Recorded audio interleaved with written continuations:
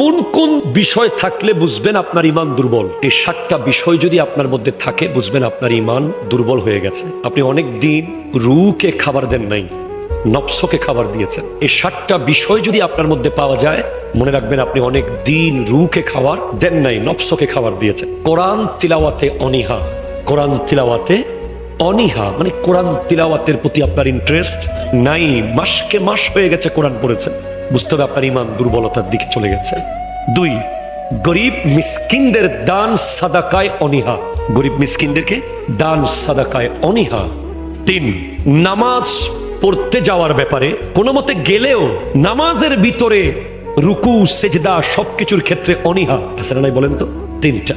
4, পাপ করার পরেও গুনাহ করার পরে অনুতপ্ত না হওয়া, গুনাহ করার পরে অনুতপ্ত না হওয়া। অনেক মানুষের দেখবেন গুনাহ করতেছে কিন্তু ভিতরে কোনো কি নাই, গিল্টিনেস। সে যে গুনাহ করেছে সেটা সে কি করলাম হাই আফসোস এটা নাই, সে দিব্যি জীবনযাপন করছে, ঠিক না বলেন?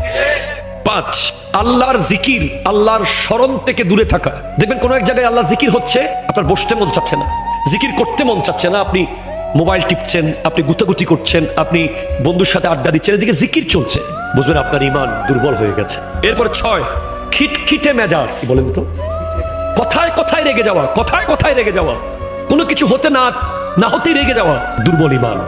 7, প্রচন্ড অধৈর্য, সবর নাই, ধৈর্য নাই, বুঝবেন ঈমানের দুর্বলতা। যাদের ঈমান যত মজবুত তাদের ধৈর্য তত মজবুত।